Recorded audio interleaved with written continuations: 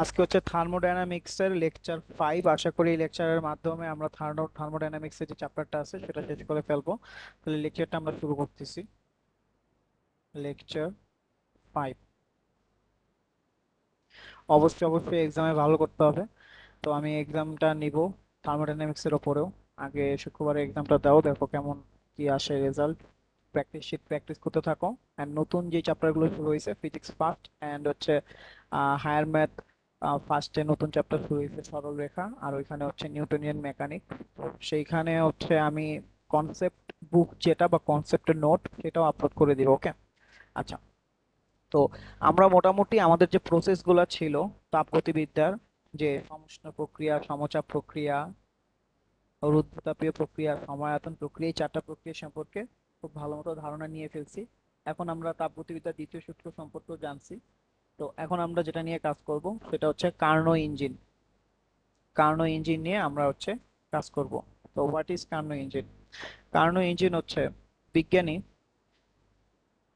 সাদি কার্নো প্রবর্তিত একটা ইঞ্জিন, ঠিক আছে? তো এই তাপ ইঞ্জিন, যতগুলো তাপ ইঞ্জিনই আছে, কোনো ইঞ্জিনের দক্ষতাই আসলে 100% হয় না এবং অনেক রকমের দোষ ত্রুটি থাকে, ঠিক আছে? আহ, তো এই দোষ ত্রুটি থাকার পরেও দেখা যায় যে দোষ ত্রুটির কারণে তার দক্ষতাটা খুব বেশি হচ্ছে না।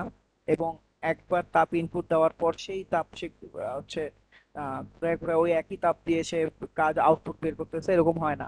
তো এই জন্য তাত্ত্বিক আলোচনার দিক থেকে বিজ্ঞানী সাদি কার্নো 1832 সালে এই সকল দোষ ত্রুটি মুক্ত একটা ইঞ্জিন আবিষ্কার করে।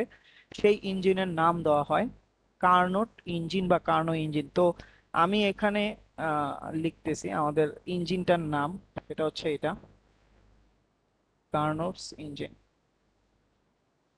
তো কার্নো ইঞ্জিনটা কি? কার্নো ইঞ্জিনটা হচ্ছে এক প্রকারের ideal engine. It's an ideal, আদর্শ, তবে বাস্তবে পাওয়া যায় না। Ideal engine, not exist in real. এটা হচ্ছে আইডিয়াল ইঞ্জিন, ঠিক আছে? Not exist in real. তো রিয়েলে আমি কি পাবো না? কার্নো ইঞ্জিন, ইঞ্জিন পাবো না। তো কার্নো ইঞ্জিনটা আবিষ্কার করছে কে? বিজ্ঞানী সাদি কার্নো। তার নামটা বাংলায় লিখতেছি, বিজ্ঞানী সাদি কার্নো। ওয়ার্কিং ফ্লুইডটা কি? এর ভিতরে যে গ্যাসটা নিয়ে সে কাজ করবে, ওয়ার্কিং ফ্লুইড বা ওয়ার্কিং সাবস্টেন্স, ওয়ার্কিং সাবস্টেন্স বা যেটাকে আমরা বলি কার্যকর পদার্থ সিস্টেমে কে কাজ করবে, সেটা হচ্ছে আইডিয়াল গ্যাস। আইডিয়াল গ্যাস সিস্টেমের মধ্যে কাজ করবে। তাহলে ওকে, আমরা আমাদের সিস্টেমটা অঙ্কন করে ফেলি, ইঞ্জিনটা অঙ্কন করে ফেলি, এরপর সেই ইঞ্জিনটাকে কোথায় কি করব সেটা নিয়ে আলোচনা করা যাবে। তো লাল কালি দিয়ে ইঞ্জিনটা অঙ্কন করতেছি, মনোযোগ দিয়ে দেখতে হবে।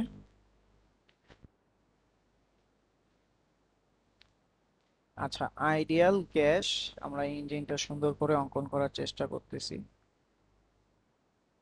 এই হচ্ছে আমাদের পাত্রটা। তো পাত্রের এই যে সাইডটা আছে, এইখানে হচ্ছে আমাদের পিস্টন।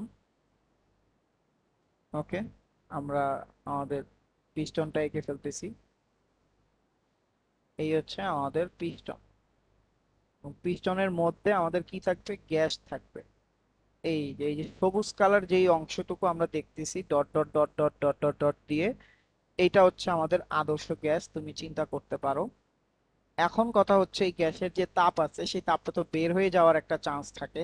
আমি নীল কালি দিয়ে এই যেই জায়গাগুলো এরকম মার্ক করে দিতেছি, কাটা দাগ, বুঝে ফেলতে হবে সেই কাটা দাগটা আসলে হচ্ছে আমাদের ইনসুলেটর অংশ বা অন্তরক অংশ, ঠিক আছে? অন্তরক অংশ বুঝে ফেলতে হবে। এটা অন্তরক অংশ যেই জায়গায় কাটা দাগ থাকবে, এই যে নীল কালার, এই যে নীল কালারের। তাহলে আমরা বলতে পারি এইভাবে, আমরা এইভাবে বলতে পারি যে এই যেই লালের মধ্যে নীল যে অংশটা, এই অংশটার নাম হচ্ছে ইনসুলেটর বা থার্মাল ইনসুলেটর। থার্মাল ইনসুলেটর বললে বেশি ভালো লাগে। এটা হচ্ছে তাপ কুপরিবাহী, অর্থাৎ তাপটাকে বের হতে দিবে না এরকম একটা পদার্থ, তাপ কুপরিবাহী। ওকে, তো এখন আমি কি করব, আমি আমার এই ভিতরে যেটা আছে এইটাকে আমরা বলতেছি আমাদের system, that's our working substance. এই যেই অংশটুকু আছে তাকে আমরা এই যে সাদা কালার দিয়ে আঁকলাম, ওকে, এরও এই পর্যন্ত যে অংশগুলো আছে সেইখানে আমরা বলে দিতেছি নীল কালার দিয়ে যে এখান দিয়ে কি করতে পারবে না, তাপ বের হতে পারবে না। তার মানে তাপ যদি বের হতে চায় শুধুমাত্র এই অংশটা দিয়েই বের হতে পারবে। তো এইকে প্রথমে আমি এই 1 নম্বরে বসাবো। খেয়াল করো, এটা হচ্ছে 1 নম্বর, এটা হচ্ছে আমার তাপ উৎস। তাপ উৎস, এই তাপ উৎসের তাপমাত্রা হচ্ছে T1, তাপ উৎসের তাপমাত্রা। এবং আমি এখানে একটা মেশিন রাখতেছি, এইখানে একটা জিনিস রাখতেছি, এবং সেটা পুরোটাই দেখো আমি নীল দিয়ে দিয়ে দিতেছি পুরোটাই।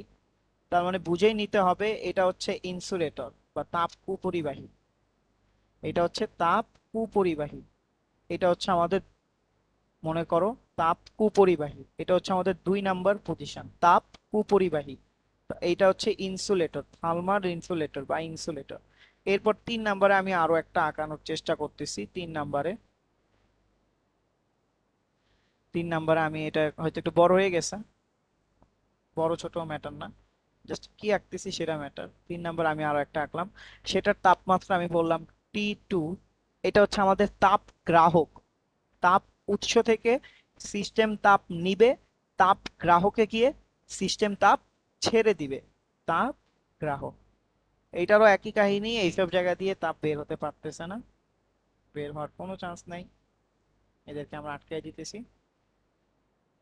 তো তাপ যদি বের হইতেই হয় শুধুমাত্র এই দিক দিয়ে বের হতে পারবে, আসা যাওয়া এই দিক দিয়ে করতে পারবে। ওকে, আচ্ছা, খুব ভালো ব্যাপার। তো এটা হচ্ছে আমাদের 3 নাম্বার পজিশন। তো একটা আদর্শ এই কার্নো ইঞ্জিনের কথা যদি আমরা চিন্তা করি, আদর্শ কার্নো ইঞ্জিনে যেটা সকল দোষ ত্রুটি মুক্ত এবং আমাদেরকে 100% ওয়ার্ক এফিসিয়েন্সি দিচ্ছে, সেরকম ইঞ্জিনের জন্য আমরা যেটা চিন্তা করতে পারি কিন্তু বাস্তবে পাচ্ছি না। প্রথমে যেটা করতে হবে, এই যেই আমার ইঞ্জিনটা আছে এইটাকে এই 1 নাম্বার পজিশনে বসাইতে হবে, তারপরে বসাইতে হবে 2 নাম্বার পজিশনে, তারপরে বসাইতে হবে 3 নাম্বারে, তারপরে আবার 2 নাম্বারে, আবার 1 নাম্বারে, এইভাবে করে ঘুরে আসবে। আচ্ছা, তো আশা করি বুঝতে পারছো। এখন আমরা একটু চিন্তা করি যে 1 নাম্বারে বসালে কি হবে। পজিশন 1, পজিশন 1, 1 নাম্বারে বসালে কি হবে, তুমি যখন 1 নাম্বারে বসাবা খেয়াল করে দেখো, এই বস্তু থেকে এটাকে যখন তুমি এটার উপরে বসাই দিবা, তখন এই T1 তাপ উৎস থেকে সে কি করবে, তাপ নিবে। আই রিপিট, T1 তাপ উৎস, খুবই হাই টেম্পারেচার এখানে, মাথায় রাখতে হবে। T1, T1 is greater than T2, T2 থেকে T1 এর তাপমাত্রা অনেক বেশি। এখানে যখন T1 এ রাখা হবে এখান থেকে সে কি করবে, তাপ নিয়ে নিবে, বড় তাপমাত্রা থেকে ছোট তাপমাত্রাতে তাপ চলে আসবে। যখন তাপ আসবে এবং এদের টেম্পারেচার এখানে এখানে টেম্পারেচার যখন দেখা যাবে যে সমান, তখন এখানে যেই কাজটা হবে, এখানে সমষ্ণ প্রক্রিয়া সম্পাদন হবে। এবং সমষ্ণ মানে সমান টেম্পারেচারে সমষ্ণ প্রক্রিয়া সম্পাদন হওয়ার সাথে সাথে এইখানে যেটা হবে আমরা যদি একটু খেয়াল করি, এই জায়গায় এ যখন এখান থেকে তাপ নিবে তখন এই এই সিলিন্ডারের এই পিস্টনটাকে উপরের দিকে ঠেলা দিবে, এই পিস্টনটাকে উপরের দিকে ঠেলা দিবে, কারণ তাপ নেওয়ার পর এই এই ভিতরে যে গ্যাস আছে তাদের অন্তঃস্থ শক্তি বেড়ে যাবে, এই গ্যাসের কণাগুলো দৌড়াদৌড়ি করা শুরু করবে এবং তাদের আয়তন বেড়ে যাবে। এই যে আয়তনটা বেড়ে গেল তাপ নেওয়ার পর, তার আয়তনটা বেড়ে গেল, ভি ইজ প্রপোর্শনাল টু টি, সে তাপ নিয়ে আয়তনটা তার বেড়ে গেল। আয়তন বেড়ে যাওয়ার কারণে চাপ কমে যাবে, আয়তন বেড়ে যাবে। তো আয়তন বেড়ে যাওয়াকে বলা হয় প্রসারিত হওয়া, অর্থাৎ পিস্টনটা যেটা এখানে ছিল সে উপরের দিকে পিস্টনটা উঠে যাবে, অর্থাৎ সিস্টেম নিজের উপর কাজ সম্পাদন করছে। একে আমরা বলি সমষ্ণ প্রসারণ। কি বলা হয়, অর্থাৎ কার্নো চক্রের প্রথম যে ধাপ, সেই প্রথম ধাপের নাম হচ্ছে সমষ্ণ প্রসারণ। আই রিপিট, সমষ্ণ প্রসারণ, কারণ সমষ্ণ প্রক্রিয়া আর আয়তন কি হয়েছে, প্রসারিত হয়েছে। আয়তন প্রসারিত হয়েছে, এটা প্রথম ধাপ। এরপর দ্বিতীয়তে যখন আমি রাখবো এখানে, এখান দিয়ে কোনো তাপ বের হতেও পারবে না, যেতেও পারবে না, কারণ এটা ইনসুলেটর। তাপ বের হতে পারবে না, যেতে পারবে না, এই পদ্ধতিটাকে বলা হয় রুদ্ধ তাপীয় পদ্ধতি। অর্থাৎ তাপটাকে রুদ্ধ করে রাখবে, আবদ্ধ করে রাখবে, তাপটা বের হতে পারবে না। তাহলে রুদ্ধ তাপীয় প্রক্রিয়া, আমরা লিখি রুদ্ধ তাপীয় প্রক্রিয়া। এখন কি প্রসারণ হবে নাকি সংকোচন হবে? শুরুতে কিন্তু প্রসারণ হচ্ছিল, সংকোচন হওয়ার কিন্তু এখানে আর কোনো চান্স নাই। শুরুতে যা হচ্ছিল, এখন যেহেতু কোনো কিছু চেঞ্জ হয় নাই, এখন সেটা কি হবে, প্রসারণই হবে। তাহলে সমষ্ণ প্রসারণ, এখানেও হবে রুদ্ধ তাপীয় প্রসারণ। এরপরের ধাপ কি থাকে, এরপরে আমরা তাপগ্রাহকে বসাবো। তাপগ্রাহকে বসালে সে কি করবে, তাপমাত্রা, তাপ হচ্ছে তাপগ্রাহকে ছেড়ে দিবে। তাপগ্রাহকে যখন তাপ ছেড়ে দেওয়া হবে, অর্থাৎ যেহেতু T2 টেম্পারেচারটা কম আর এখানে টেম্পারেচারটা বেশি, তখন এখান থেকে বেশি থেকে কমে কি হবে, এই তাপের ফ্লো ঘটবে। আমরা জানি তাপ কি হয়, বেশি তাপমাত্রা থেকে কম তাপমাত্রাতে ফ্লো ঘটে।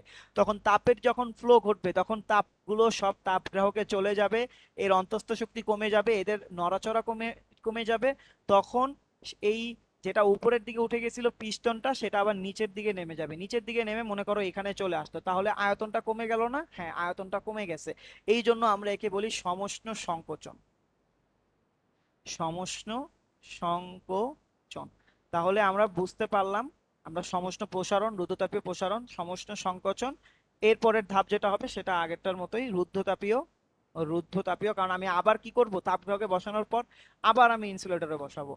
ওকে, এবং এই প্রক্রিয়া চলতেই থাকবে, চলতেই থাকবে। এটাই হচ্ছে কার্নোর ইঞ্জিন। এরপরে আমি কি পাবো, রুদ্ধতাপীয় সংকোচন পাবো, রুদ্ধতাপীয় সংকোচন। এই হচ্ছে আমাদের কার্নোর ইঞ্জিন। তো কার্নোর ইঞ্জিনটা অনেকটা সিম্পলিফাইড একটা ইঞ্জিন, এইভাবে কার্নোর ইঞ্জিন কাজ করে। তো আমাদের পরীক্ষার হলে কার্নোর ইঞ্জিনের যে গ্রাফটা আছে সেটা চলে আসে। আমরা গ্রাফটা একটু দেখার ট্রাই করি যে কিভাবে গ্রাফটা আঁকতে হবে পরীক্ষার খাতায়। এই হচ্ছে আমাদের এক্স এক্স ওয়াই এক্সিস, এই হচ্ছে আমাদের এক্স এক্সিস। তো গ্রাফটা যখন আঁকবো আমাদের দেখতে হবে, দেখো মনে করো শুরুতে পয়েন্ট ছিল এখানে, এটা হচ্ছে আমাদের এ পয়েন্ট।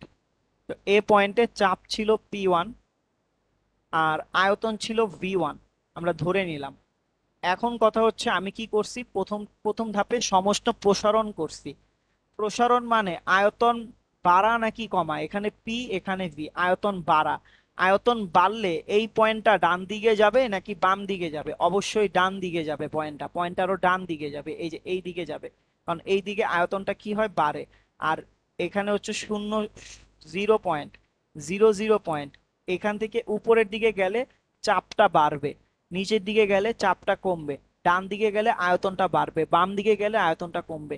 তাহলে আমরা যেহেতু দেখতেছি আয়তনটা বাড়ছিল সমষ্ণ প্রসারণ, এবং আয়তন বাড়ার সাথে সাথে চাপটা কমে গেছিল, আমরা জানি আয়তন চাপের ব্যস্তানুপাতিক, তাহলে ডান দিকে গিয়ে কি উপরে যাবে না নিচে যাবে, নিচে নামবে। তাহলে আমি বললাম সে ডান দিকে গেছে, এইখানে ডান দিকে গিয়ে সে কোথায় গেছে, একটু নিচে নামছে। নিচে বলতে এইখানে, এই পয়েন্টটাকে আমরা বি পয়েন্ট বলতেছি। তার নতুন চাপ হচ্ছে P2, নতুন আয়তন হচ্ছে V2, যেখানে V2 is greater than V1 and P2 is less than P1।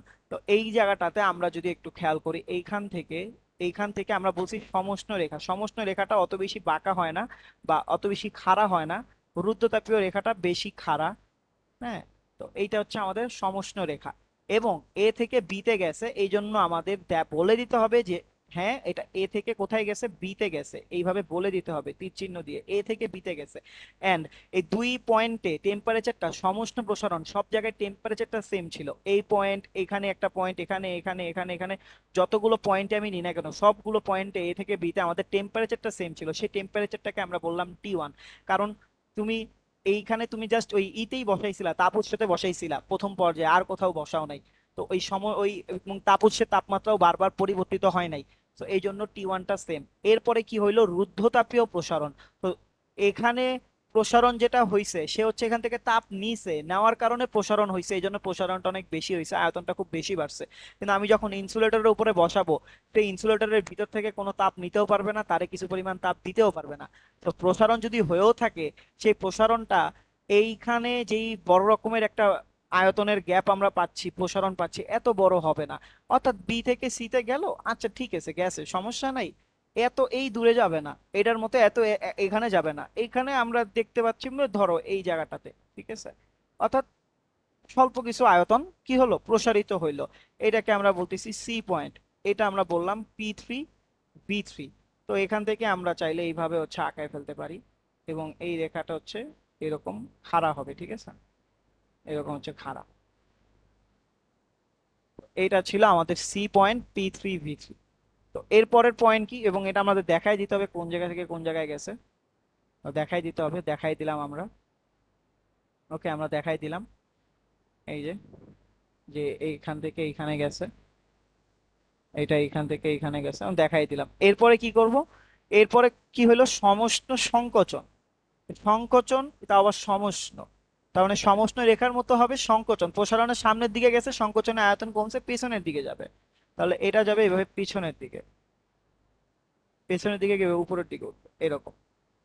তাহলে এই পয়েন্টটা হচ্ছে সমষ্ণ সংকোচনের পয়েন্ট, এটা হচ্ছে ডি পয়েন্ট, ডি হচ্ছে P4 D4। ওকে, এবং এখানে যে টেম্পারেচারটা ছিল, সমষ্ণ সংকোচন কোথায় হয়েছিল, সমষ্ণ সংকোচন কোথায় হয়েছিল, 3 নাম্বার, 3 নাম্বার কোনটা ছিল, তাপগ্রাহক T2 টেম্পারেচার ছিল। তাহলে টেম্পারেচার তো চেঞ্জ হয় নাই, T2 ছিল। তাহলে আমরা লিখে দিচ্ছি এটা ছিল কি টেম্পারেচার, T2। এরপর কি হলো, এই ডি থেকে এতে গেল, আচ্ছা ডি থেকে এতে পাঠাই দিই, ডি থেকে এতে কি হয়েছে, রুদ্রতাপীয় সংকোচন, তার মানে খুব বড় রকমের হয়নি, হালকা পাতলা একটা হয়েছে। তো এই যে হালকা পাতলাটা আমরা দিয়ে দিলাম। খাড়া রেখা, রুদ্রতাপীয় রেখাটা খাড়া হয়, দেখাই যাচ্ছে খাড়া, আর এগুলো অনেকটা ডাউন। তাহলে ডি থেকে এ আমরা বলতেছি ডি থেকে এ গেছে, এই যে ডি থেকে আমরা দেখাই দিলাম, সেই ডি থেকে এতে গেছে। তো এই যে আমাদের আলটিমেট যেই চিত্রটা চলে আসলো, এইটাকে বলা হয় কার্ণচক্র। কার্ণচক্রের গ্রাফ, কার্ণচক্রের গ্রাফ, এটা আমাদের মাথায় রাখতে হবে,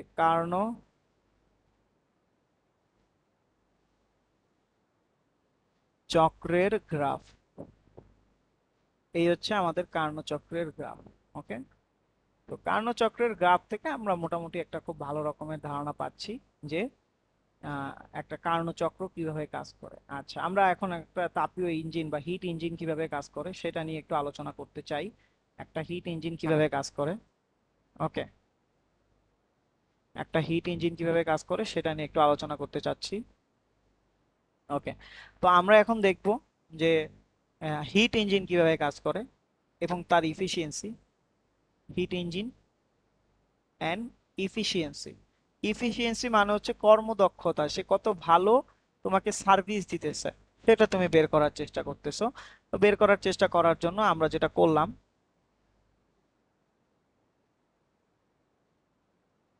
আচ্ছা বের করার চেষ্টা করার জন্য আমরা যেটা করলাম সেটা হচ্ছে অনেকটা এরকম।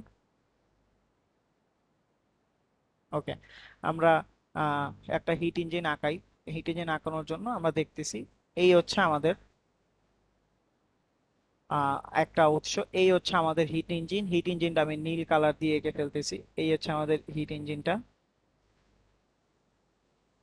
এবং সবুজ লাল কালার দিয়ে আমি আঁকতেছি হচ্ছে আমাদের তাপ গ্রাহক। তো এইটা হচ্ছে আমাদের আমাদের তাপ উৎস, এটা হচ্ছে,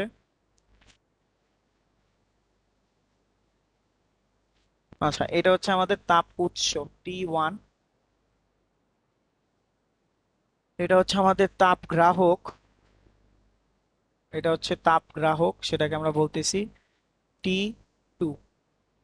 এটা হচ্ছে T2 তাপ গ্রাহক, তাপ গ্রাহক। এটা হচ্ছে আহ ইঞ্জিনটা, হিট ইঞ্জিনটা। এটা হচ্ছে আমাদের তাপ উৎস, অর্থাৎ যেখান থেকে সে তাপ নিবে, সেই জায়গাটা যেখান থেকে সে তাপটা নিবে, তাপ উৎস। ওকে, আচ্ছা, তো এখন সে কি করবে, তাপ নিবে, কোথা থেকে নিবে, এইখান থেকে নিবে। আমরা দেখি, এই যে আমি সাদা কালো দিয়ে দেখাইতেছি, সাদা কালির দিয়ে, এই যে Q1, সে T1 তাপ উৎস থেকে Q1 পরিমাণ তাপ নিল, নিয়ে সে তাপ গ্রাহকে, তাপ গ্রাহকে সে কি করলো, Q2 পরিমাণ তাপ ছেড়ে দিল।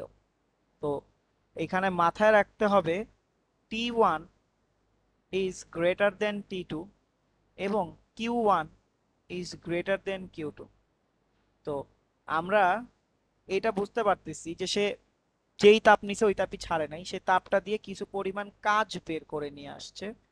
তো এইটা হচ্ছে আমাদের আউটপুট সেকশন।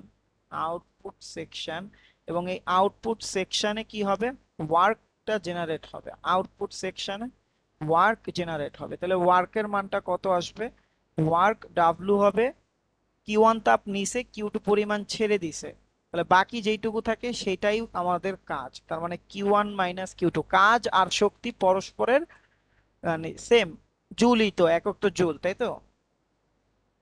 তাহলে আমরা বলতে পারি এই দুইটা শক্তির রূপ মাইনাস করলে আমরা আমাদের কাজটা পেয়ে যেতে পারি। এবং এখানে আমাদের একটা জিনিস অবশ্যই মাথায় রাখতে হবে, সেটা এই প্রক্রিয়ার ক্ষেত্রে আমরা বলতে পারি যে Q one by Q two অবশ্যই অবশ্যই মানে কিউ আর টি সমানুপাতিক। দেখো তোমার তাপমাত্রা যত বেশি হবে তুমি তত বেশি তাপ এখান থেকে এখানে নিতে পারবা। তো বুঝাই যায়, আমি এইভাবে লিখি কিউ1/কিউ2 ইজ ইকুয়াল টু T1/T2। এবং এইটা অনেক অনেক অনেক বেশি একটা গুরুত্বপূর্ণ ফর্মুলা, এটা দিয়ে অনেক এমসিকিউ সলভ, সিকিউ সলভ, অনেক জায়গায় অনেক কিছু সলভ করা হয়। তো এটা আমরা একটু মাথায় রেখে দিলাম। আচ্ছা, খুব ভালো ব্যাপার। এখন আমরা আসি ইফিসিয়েন্সি বের করব কিভাবে। How to calculate the efficiency of a heat engine. Of a heat engine, সেটা কার্নোট ইঞ্জিন হোক, যে কোনো ইঞ্জিন হোক। আমরা তাপীয় ইঞ্জিন নিয়ে আলোচনা করতেছি। কার্নোট ইঞ্জিন একটা আইডিয়াল ইঞ্জিন ছিল, আমরা একটা হিট ইঞ্জিনের আইডিয়াল সেকশন নিয়ে আলোচনা করতেছি। তো হিট ইঞ্জিনের ক্ষেত্রে আমরা যে কোনো ইফিসিয়েন্সি, যে কোনো ইফিসিয়েন্সি, সেটা ইঞ্জিন হোক, মানুষ হোক, পশু পাখি হোক, ইফিসিয়েন্সি ক্যালকুলেট কিভাবে করে, কর্মদক্ষতা কিভাবে ক্যালকুলেট করে, সেইটা ক্যালকুলেট করে এইভাবে। ইফিসিয়েন্সি ক্যালকুলেট করে উপরে হবে তুমি যেই রাশির আন্ডারে, যে রাশির সাপেক্ষে ব্যাখ্যা বের করতে চাচ্ছ, উপরে হবে সেই রাশির আউটপুট, সেই রাশির আউটপুট, আর নিচে হবে সেই রাশির ইনপুট।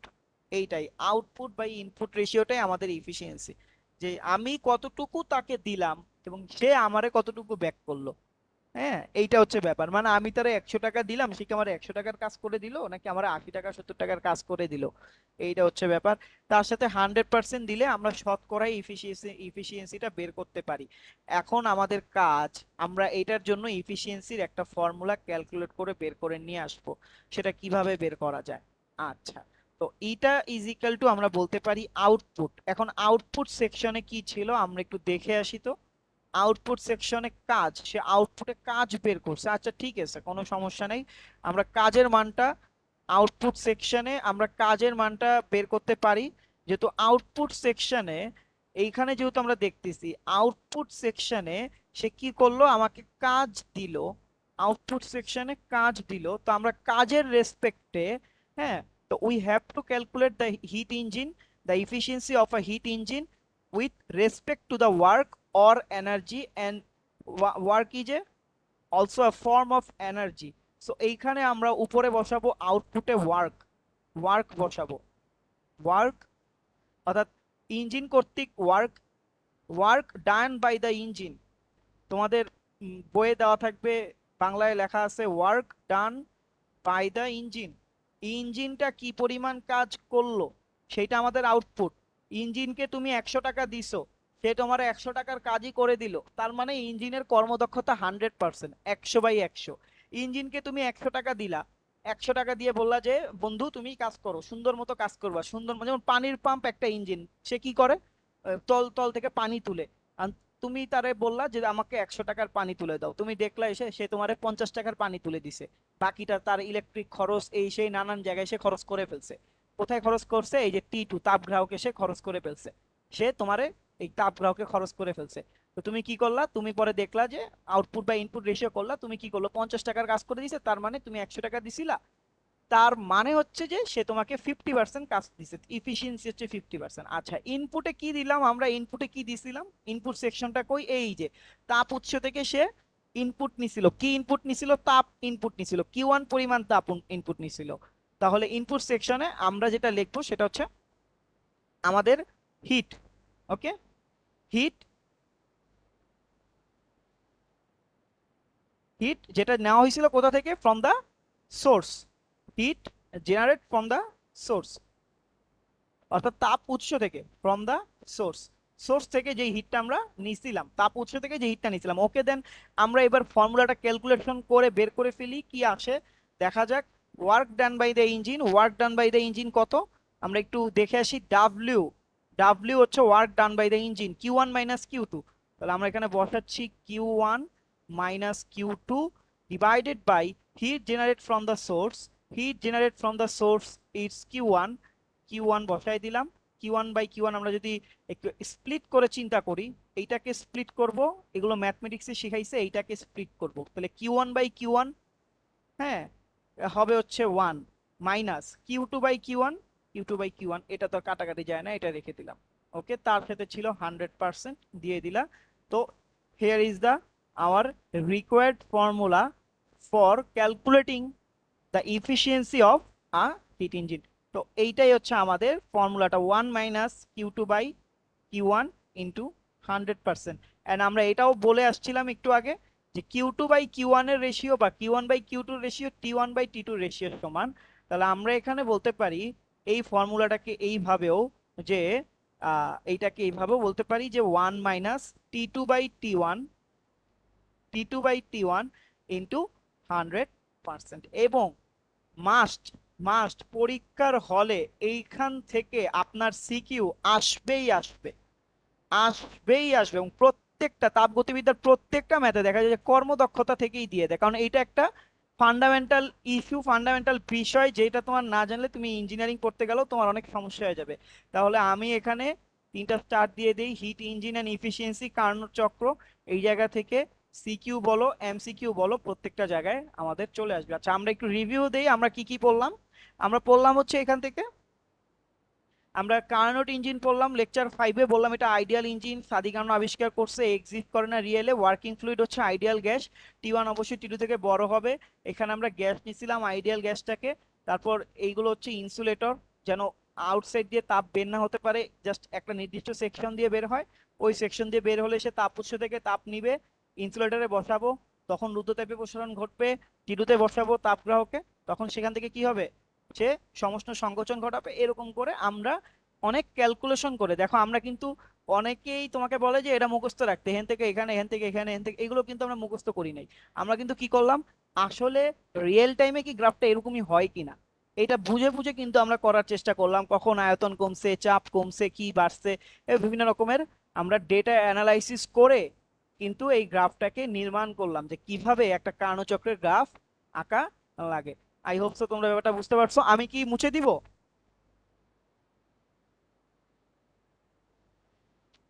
আমরা একটু অঙ্কে চলে যাওয়ার চেষ্টা করতেছি। ওকে, অঙ্কে চলে যাওয়ার চেষ্টা করতেছি, কারণ অঙ্ক করলে আমাদের ব্যাপারটা একটু ক্লিয়ার হয়ে যাবে। ওকে, আচ্ছা, দেন আমরা একটা অঙ্কে চলে যাই, ছোট্ট একটা অঙ্ক, তেমন হার্ড না। আচ্ছা, আমি এটা ই করে রাখি।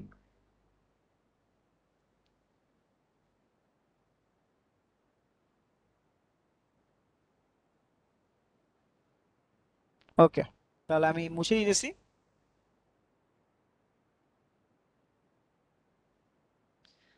আচ্ছা, তো যেটা বলতেছিলাম আমরা অঙ্কটা করি, অঙ্কটা করি আমরা। অঙ্কটা কি দেওয়া আছে, অঙ্কটা দেওয়া আছে questions here, at the question is একটি কার্নো ইঞ্জিন, একটি কার্নো ইঞ্জিন, একটি কার্নো ইঞ্জিন,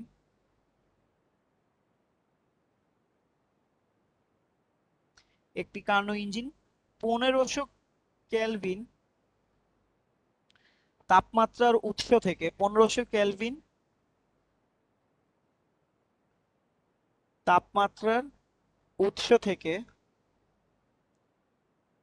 কতটুকু তাপ নিল সে, 2.56 ইন্টু 10⁶ জুল তাপ শক্তি,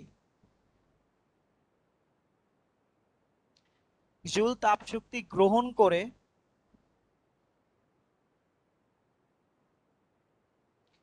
গ্রহণ করে তাপ গ্রাহকে,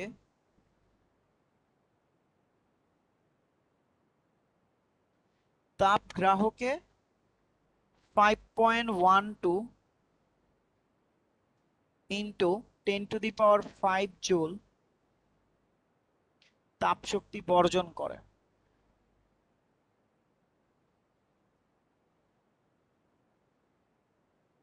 তাপ শক্তি বর্জন করে। ওকে, নাইস, বর্জন করলো। এরপরে কি বললো? তাপ গ্রাহকের তাপমাত্রা ও ইঞ্জিনের দক্ষতা নির্ণয় করো। তাপ গ্রাহকের তাপমাত্রা ও ইঞ্জিনের দক্ষতা নির্ণয় করো। ইঞ্জিনের দক্ষতা নির্ণয় করো। তো ফার্স্ট অফ অল আমাদের যেটা করতে হবে, প্রথমেই যেটা করতে হবে যে কি কি গিভেন ডেটা আছে সেগুলো খুঁজে খুঁজে বের করতে হবে। একটি কার্নো ইঞ্জিন 1500 কেলভিন তাপমাত্রার উৎস থেকে, তাহলে 1500 কেলভিন টি ওয়ান হচ্ছে 1500 থেকে এত জুল তাপ শক্তি গ্রহণ করে। তাহলে এইখান থেকে যেই তাপ শক্তিটা গ্রহণ করছে সেটা হবে Q1, 2.56 ইন্টু 10⁶ জুল গ্রহণ করে। তাপ গ্রাহকে এত জুল তাপ শক্তি বর্জন করে। তাহলে তাপ গ্রাহকে যেটা বর্জন করছে সেটা হচ্ছে Q2, 5 into 1.2 into 10⁵ joule. Nice. তো এইখানে আমরা যদি চেষ্টা করি তাপ গ্রাহকের তাপমাত্রা, ইঞ্জিনের দক্ষতা, তো T2 বের করতে হবে আর বের করতে হবে ইটা। এই দুইটা জিনিস তো আমরা জানি যে কিউ এর সাথে টি এর যে রিলেশনটা আছে সেটা কোয়াইট সিম্পল একটা রিলেশন। সেখান থেকে দেখা যায় এইভাবে যে T2/T1 is equal two Q2/Q1। তো সুতরাং T2 ইজ ইকাল টু হবে Q2/Q1। Q2 কত? Q2 হচ্ছে 5.12 ইন্টু 10⁵, নিচে হচ্ছে 2.56 ইন্টু 10⁶। আর T1টা যদি ওই পাশে নিয়ে যাই তাহলে গুণ হয়ে গেলে T1 এর মান হচ্ছে 1500। তো আমরা যদি ক্যালকুলেশনটা সম্পূর্ণ করি আমাদের এখানে আসবে হচ্ছে এখানে আসবে কাটাকাটি করলে 2.5, 5.12, তাহলে 5 3 5 15, 300 কেলভিন আসবে। হচ্ছে 300 কেলভিন, তোমরা ক্যালকুলেশন করে দেখতে পারো। ওকে, তো 300 কেলভিন আসলো। এবং আমরা যদি ইটাটা বের করি এখন এখন 1 - Q2/Q1 দিয়েও বের করতে পারো, কারণ তোমার কাছে আবার T2/T1 দিয়েও বের করা যায়, ইজিলি বের করা যায়। কিন্তু আমি এখানে T2/T1টা ইউজ করব জাস্ট ফর এই ডেটার যেই সিম্পলিসিটি আছে সেইটার উপর ভিত্তি করে। কারণ এই ডেটাটা আমার দেখতে একটু পছন্দ না এবং সুন্দর লাগতেছে না। এই কেমন যেন দশমিক টশমিক দেওয়া, আবার এই এক্সপোনেন্ট দেওয়া আছে, এগুলো আমার সুন্দর লাগতেছে না। আমি এই ডেটাটা চুজ করলাম। তাহলে 1 - T2/T1, 1 - T2/T1। T2 কত? 300, T1 কত? 1500। ওকে, নাইস। তাহলে 3 5 15, 1 - 5, তাহলে 1 মাইনাস এখানে হবে 0.2, তাহলে টোটাল আসতেছে 0.8। তার সাথে এখানে 100% করলে আমরা বুঝতে পারতেছি আমাদের মানটা আসবে 80%। 80%, এইটাই হচ্ছে আমাদের অ্যান্সার। অর্থাৎ 80% কর্মদক্ষতা আমরা কি করলাম? জেনারেট করতে পারলাম। এইটা ছিল আমাদের কর্মদক্ষতা রিলেটেড ম্যাথ, কিভাবে কর্মদক্ষতা বের করা যায়। এরপরে আমাদের একটা টপিক বাকি থাকে অধ্যায়ের, সেটা হচ্ছে যে এনট্রপি। আমি বোর্ডটা মুছে দিই। এনট্রপি কিভাবে নির্ণয় করে? এনট্রপি, আমরা এনট্রপি নির্ণয়টা একটু দেখাই দিই। এনট্রপি এনট্রপি বলতে আসলে যেটা বুঝায়, কোন সিস্টেমের শক্তি রূপান্তরের অক্ষমতা। শক্তি রূপান্তরের অক্ষমতা। আমরা এই লেভেলে এইটুকুই শিখবো, আসলে এর চেয়ে বেশি আসলে শিখতে যাব না। কারণ এনট্রপিটা আসলে অনেকভাবেই ডিফাইন করা যায়, বা বলা যায় যে রুদ্ধতাপীয় প্রক্রিয়ায় সিস্টেমের যে তাপগতীয় ধর্ম বা চলরাশি ধ্রুব থাকে তাকে এনট্রপি বলে। আবার বলা যায় যে কোনো রাশির বদ্ধ রেখা বরাবর যোজিত ফল শূন্য হয়, ওই রাশিকে ওই অবস্থার যে চলক বলে। মানে ইন্টিগ্রেশন, ক্লোজ ইন্টিগ্রেশন dQ/T = 0। তো এইগুলো বলে আসলে মাথা নষ্ট হতে চাচ্ছি না, কারণ এগুলো একটু হায়ার লেভেলের। তোমরা যেইটাতে বুঝবা পরীক্ষায় অ্যাপ্লাই করতে পারবা সেটাই বলতেছি। তো এটা হচ্ছে সিস্টেমের শক্তি রূপান্তরের অক্ষমতা। তো এখানে আমরা বলতে পারি এইভাবেও, যেটা হচ্ছে বিশৃঙ্খলার পরিমাণ নির্ণয় করার একটা রাশি, বিশৃঙ্খলার পরিমাণ। তো এইটা আবার কি জিনিস ভাই, বিশৃঙ্খলা কি জিনিস এটা তো বুঝলাম না। বিশৃঙ্খলা হচ্ছে, মনে করো একটা সিস্টেমের কথা চিন্তা করো, সেই সিস্টেম তোমার ওয়ার্ক আউটপুট দিবে 80% দিতেছে, সুন্দর একটা সিস্টেম তোমার 80% ওয়ার্ক আউটপুট দিতেছে, তোমার এই কর্মদক্ষতা 80%, কিন্তু সমস্যা হচ্ছে সেই মেশিনের বিশৃঙ্খলা দিন দিন বাড়তেছে, ভিতরে অনেক হচ্ছে সমস্যা হইতেছে, তোমার হচ্ছে ওটারে কি বলে, আহ, যেই অয়েল পুড়ে পুড়ে সে কাজ করতেছে, যেই সিস্টেমের উপর ভিত্তি করে কাজ করতেছে, সেখানে মনে করো যে আস্তে আস্তে কয়লা জমা হচ্ছে, কোক জমা হচ্ছে, বিভিন্ন রকমের বর্জ্য পদার্থ জমা হচ্ছে, যার কারণে সিস্টেমের কি হইতেছে, তোমার বিশৃঙ্খলা বেড়ে যাইতেছে। এবং প্রকৃতিতে সবকিছুর বিশৃঙ্খলাই কি হয়, বেড়ে যায়, মানে অটোমেটিকই বেড়ে যায়। তুমি আসলে তোমার ডিসিপ্লিনে থাকতে হয় জোর করে। ডিসিপ্লিন কখনো এমনিতে আসে না, ডিসিপ্লিন জোর করে আসে, জোর করে আনতে হয়। পড়ালেখা করতে তোমার মন চাবে না, পড়ালেখা তোমার কি করতে হবে, জোর করে টেবিলে বসতে হবে, জোর করে পড়ালেখা করতে হবে। কেউ যদি বলে আমার খুব পড়ালেখা করতে মন চায়, খুব মোটিভেশন আসে ভিতর থেকে, ভাই এগুলো আসলে ভণ্ডামি কথাবার্তি। পড়ালেখা কিন্তু নিজ থেকে জোর করে বসতে হয়। তো পড়ালেখা করতে মন চাবে না, এটাও এন্ট্রপি, এটাও বিশৃঙ্খলার পরিমাণ। অর্থাৎ তোমার যে প্রথমে ভাই সিস্টেম, মোটিভেশনের ভিডিও দেখলে ইচ্ছা জাগে, পরে আবার হ্যাঁ দুই হ্যাঁ, মিনিট পরে যায় পরে না। আবার 2 মিনিট পরে চলে যায়। তো এই যে 2 মিনিট পরে চলে যেতেছে, এইটা তোমার যে সিস্টেমটা আছে, তোমার সিস্টেমের এনট্রপিটা, এনট্রপি জন্য, তোমার সিস্টেমের এনট্রপির জন্য, তোমার নিজের বডির এনট্রপির জন্য, মাইন্ডের এনট্রপির জন্য। তাহলে এনট্রপিটা বিশৃঙ্খলাটা কি, মনে করো তোমার টেবিলটা, তুমি কি করলা, আরে আমি তো টেবিলটা অগুছালো, আমি গুছিয়ে রাখি, প্রত্যেকদিন গুছিয়ে পড়তে বসবো, আমার মতো গুছানো কেউ থাকবে না। তো তুমি টেবিল যতই গুছাও না কেন, বই বের করলা, পড়লা টরলা, এরকম দেখবে 1 মাসের ভিতরে আবার দেখবে যে টেবিল আগের মতো হয়ে গেছে। 1 মাস কেন, 1 সপ্তাহের মধ্যে দেখবে টেবিল অগোছালো হয়ে গেছে। ওই টেবিলটা আবার গুছায় আনতে হয়। এই যে অগোছালো হয়ে গেল, এই যে টেবিলের সহজ একটা সিস্টেমটা ছিল, সেই সিস্টেমটা নিজে নিজে অগোছালো হয়ে গেছে, নিজে নিজে হয়ে গেছে। এটা হচ্ছে বিশৃঙ্খলা। এই বিশৃঙ্খলার পরিমাণটাই হচ্ছে এনট্রপি। তার মানে এনট্রপি যত বেশি, ওই সিস্টেমটা তত তাড়াতাড়ি বিশৃঙ্খলায় চলে যাবে। তোমার ওই সিস্টেমটাকে ডিসিপ্লিনে আনতে তোমার তত বেশি শক্তি খরচ করতে হবে। আর আহ, যেই সিস্টেমের এনট্রপিটা বেশি, সেই সিস্টেমের শক্তিটাকে রূপান্তরের যে অক্ষমতা, মানে সে পারতেছে না শক্তিটা রূপান্তর করতে, সেইটাও তার বেশি। অর্থাৎ এনট্রপি রাশিটা তুমি তাহলে বুঝতে পারছো, এটা একটা মানে নেগেটিভিটি টাইপের রাশি। যে রাশিটা যদি কোনো সিস্টেমের অনেক হাই থাকে, তাহলে বুঝতে হবে এই সিস্টেমটাকে, এই সিস্টেমটা শক্তি রূপান্তর অত বেশি করতে পারবে না। অন্য সিস্টেমের যদি কম থাকে, ওই সিস্টেমটা বেশি করতে পারবে, এই সিস্টেমটা শক্তিটাকে রূপান্তর করতে পারবে না। আমরা অধ্যায়ের শুরুতেই বলছিলাম থার্মোডাইনামিক্সে আমরা কি পড়বো, মেইনলি ফোকাস একটাই, থার্মোডাইনামিক্স। থার্মো মানে কি, থার্মো মানে তাপ গতিবিদ্যা, তাপ গতি। তাহলে তাপ আবার গতি মিলে কেমনে, মিলে হচ্ছে তাপটা ফ্লো করবে, তাপ ফ্লো করে যাবে, তাপের মধ্যে একটা গতি থাকবে, অর্থাৎ তাপটা চলমান হবে, তাপটা এক জায়গায় থাকবে না, আরেক জায়গায় চলে যাবে, এগুলো বুঝাইছিলাম। এন্ড কিভাবে যাবে, উচ্চ তাপমাত্রা থেকে নিম্ন তাপমাত্রায় চলে যাবে, উচ্চ তাপমাত্রা থেকে নিম্ন তাপমাত্রায় তাপ চলাচল করে, এবং তাপের চলাচলটা নির্ভর করে তাপমাত্রার উপর, তাপের উপরে না। তো আমরা এগুলো পড়লাম, পরে মেইন ফোকাস ছিল যে কাজ থেকে তাপে, তাপ থেকে কাজ, অর্থাৎ হিট অ্যান্ড ওয়ার্কের মধ্যে যেই এই রূপান্তরটা, সেই রূপান্তরটা আমাদের ছিল মেইন ফোকাস, যে কিভাবে আমি হিট থেকে ওয়ার্ক, অ্যান্ড ওয়ার্ক থেকে হিটটা জেনারেট করে আনতে পারি।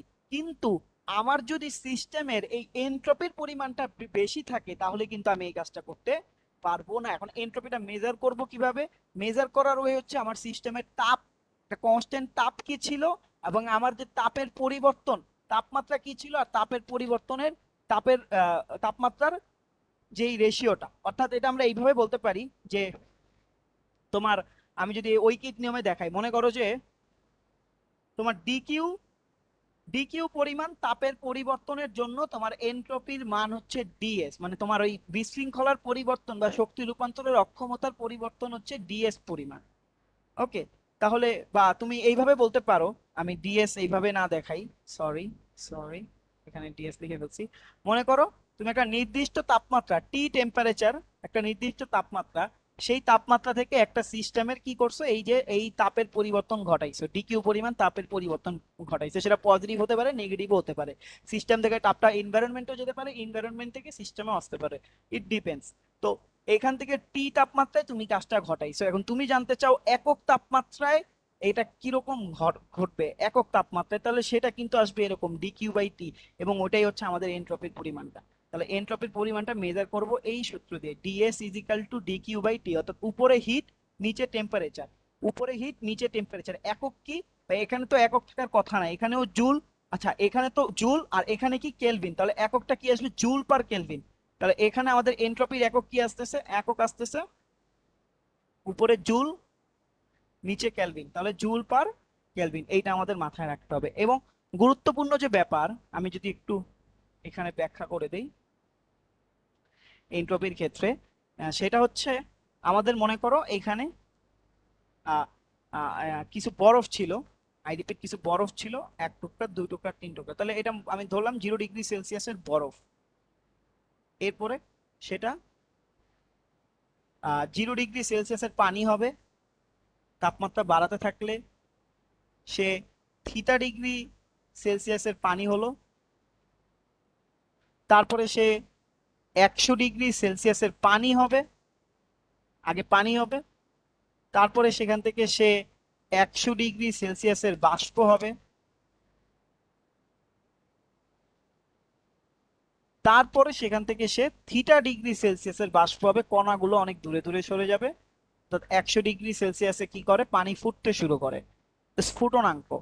তো এখানে কি হলো? সে θ ডিগ্রি সেলসিয়াসের সেই থিটা, এটা মনে করো θ1, এটা মনে করো θ2, θ2 ডিগ্রি সেলসিয়াসের বাষ্প হয়ে গেল।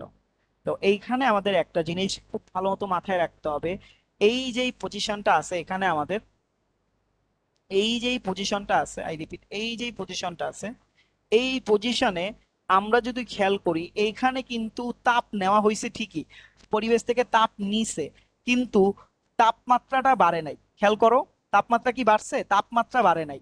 চেঞ্জ হয়েছে কি? ভৌত অবস্থা চেঞ্জ হয়েছে, বরফ থেকে পানি হয়েছে। আবার এইখানে, এইখানে 0 ডিগ্রি সেলসিয়াস থেকে θ ডিগ্রি সেলসিয়াস হয়েছে, তাপ বাড়ছে, তাপমাত্রা বাড়ছে, কিন্তু ভৌত অবস্থা চেঞ্জ হয় না। এখানেও পানি ছিল, এখানেও পানি ছিল। এইখানে দেখো আবার কি আছে? সেম আছে, আমাদের তাপমাত্রা সেম আছে, তাপ নিচে ঠিকই, কিন্তু ভৌত অবস্থা চেঞ্জ হয়ে গেছে। তাহলে দেখো এইখানে আমি যখন দেখতেছি যে আমার ভৌত অবস্থা চেঞ্জ হয়েছে, আমার তাপমাত্রাটা বাড়ে নাই, তাহলে এই যে তাপ দিলাম, তাপ গেল কই? এই তাপটা গেছেই ভৌত অবস্থা চেঞ্জ করতে। এই বরফটা ছিল, বরফের মধ্যে যে আন্তঃনবিক বন্ধনগুলো ছিল, সে আন্তঃনবিক বন্ধন ভাঙতে যেই তাপটা লাগছে, সেই তাপের নাম হচ্ছে আপেক্ষিক সুপ্ত তাপ। ওকে, আপেক্ষিক সুপ্ত তাপ। সেই সুপ্ত তাপ দিয়ে সে 0 ডিগ্রি সেলসিয়াসের বরফের আগে বন্ধনগুলো ভাঙছে, ভেঙে সেই 0 ডিগ্রি সেলসিয়াসের পানি হয়েছে, যার কারণে আমাদের তাপমাত্রাটা আর বাড়ার সুযোগ পায়নি। তাহলে এই ধরনের কেজের ক্ষেত্রে, এই ধরনের কেজের ক্ষেত্রে আমাদের হিটের যে ইকুয়েশন কিউ, সেই কিউটা হবে এম এল এফ। এটা হচ্ছে এল এফটা কি? এই যে আমাদের বরফ গলনের আমাদের এই সুপ্ত তাপটা, তো এটার মান হচ্ছে আমাদের 336,000 জুল পার কেলভিন। তো এইটা হচ্ছে এইটার জন্য। আবার এইটার জন্য যদি আমি চিন্তা করি, এইটার জন্য এইগুলো আমরা 9-10-এ শিখে আসছি, সেটা আসবে Q is equal to M L V. M হচ্ছে ওই যেটা আছে সেটার ভর, পানির ভর বা ইসের ভর। আর এলভিটা কি? এলভিটা হচ্ছে latent heat of vaporisation, LV latent heat of vaporisation. তো এখানে 2268000 জুল পার ক্যালভিন। তো আমি যদি একটু ফর্মুলাটাকে সুন্দর করে সাজায় দিই, যে তুমি এনট্রপি কিভাবে বের করবা আর হিট কিভাবে বের করবা, তাহলে তোমার জন্য আশা করি সুবিধা হবে। তাহলে আমি লিখে দিতেছি এনট্রপি আর হিট বের করার ফর্মুলা। এক নম্বরে যখন হিট বের করবা, 1 নাম্বার হচ্ছে এমএলএফ, 2 নাম্বারে হচ্ছে Q is equal to MLV, 3 number হচ্ছে, এই দুইটাই হচ্ছে ওই বরফ থেকে পানি, অর্থাৎ বরফ পানি, আর এটা হচ্ছে পানি বাষ্প, অর্থাৎ কোনো টেম্পারেচারে চেঞ্জ হয় না। আর এখানে যখন টেম্পারেচারটা চেঞ্জ হবে তখন হবে MS del theta, MS del theta. আর এস কি? আপেক্ষিক সূত্রতাপের মানটা, এটা তো বরফ গলনের বা পানির আপেক্ষিক তাপ আর কি, আপেক্ষিক তাপ। আপেক্ষিক তাপ পানিরটা হচ্ছে কত? 4200 joule per KG per kelvin. এটা হচ্ছে পানির, পানির। আর আরেকটা আছে, সেটা হচ্ছে 2100 joule per KG per kelvin, এটা হচ্ছে বরফে। ওকে, এবং আমি যখন ইসেরটা বের করব, এনট্রপিটা বের করব, তখন জাস্ট তাপমাত্রা দিয়ে ভাগ দিয়ে দিব। তাহলে আমাদের এস কি হবে বা ডিএস ইজ ইকাল টু হবে কিউ বাই টি, তার মানে M L F by T. এটা হবে same M L V by T. আর এইখানে গিয়ে চেঞ্জ আসবে, ডিএস ইজ ইকাল টু হবে এম এস লন উপরে টি টু নিচে T one, M S ln T two by T one. তো এইভাবে আমরা চাইলে বের করতে পারি। এই হচ্ছে আমাদের অবস্থা। তো এইটা আমাদের খুবই ইম্পর্টেন্ট একটা জায়গা ছিল। তো আমরা চাইলে একটা ম্যাথ করতে পারি ছোটখাটো। যে আমাকে বললো যে 0 ডিগ্রি সেলসিয়াসের 10 ডিগ্রি সেলসিয়াস তাপমাত্রার 5 কেজি পানিকে 100 ডিগ্রি সেলসিয়াস তাপমাত্রায় উন্নতি করতে এন্ট্রপির পরিবর্তন কত হবে। তাহলে আমাকে যেটা বললো কোশ্চেনটা সেটা হচ্ছে 10 ডিগ্রি সেলসিয়াস তাপমাত্রার 5 কেজি পানি, আমি পুরো কোশ্চেনটা লিখতেছি না। 10 ডিগ্রি সেলসিয়াস তাপমাত্রার 5 কেজি পানিকে 100 ডিগ্রি সেলসিয়াস, 100 ডিগ্রি সেলসিয়াস তাপমাত্রায় উন্নীত করতে এনট্রপির পরিবর্তনটা কত। অর্থাৎ 10 ডিগ্রি সেলসিয়াসে আছে, তাকে আমি কোথায় পাঠাবো, 100 ডিগ্রি সেলসিয়াসে পাঠাবো। তাহলে আমার এনট্রপির পরিবর্তনটা কত হবে সেইটা আমাকে বের করতে বলছে। 10 থেকে 100, তাহলে 10 থেকে 100 যখন আমি পরিবর্তন করব, দেখো এখানে দুই জায়গায় কিন্তু পানি আছে, চেঞ্জ হয় নাই, এবং তাপমাত্রাটা চেঞ্জ হয়েছে। তাহলে আমি কোন সূত্রটা ব্যবহার করবো, ওই যে M S ln T two by T one, এই সূত্রটা আমাকে ব্যবহার করতে হবে। তখন আমি লিখবো যে ডিএস ইজ ইকাল টু, সলিউশনটা আমরা এখানে লিখি, dS is equal to M S ln T two by T one. M কত, পানির ক্ষেত্রে এখানে বলছে 5 কেজি পানি, তাহলে M S ln T two by T one, 5 kg, 5 kg. এবং এস এর মান হচ্ছে 4200, 4200 দিয়ে দিলাম। Ln T two by T one, T টুর মান কত, টি টু হচ্ছে যে এইটা বড়টা 100 ডিগ্রি সেলসিয়াস, তার মানে ক্যালভিনে নিয়ে গেলে কত হবে, 373 ক্যালভিন। আর টি ওয়ানের মান হচ্ছে 10, তার মানে হচ্ছে 283 kelvin. T two by T one করলাম, এখান থেকে আমরা অ্যান্সারটা পাবো 5798.76, এককটা কি, জুল পার কেলভিন। এটাই আমাদের অ্যান্সার। বুঝা গেছে কিভাবে ম্যাথটা করলাম? জি। আচ্ছা ঠিক আছে, তো আজান দিয়ে দিস। আমি আজকে ক্লাসটা এখানেই শেষ করতেছি, রেকর্ডটাও স্টপ করে দিতেছি, প্রায় 47 মিনিট হয়ে গেছে।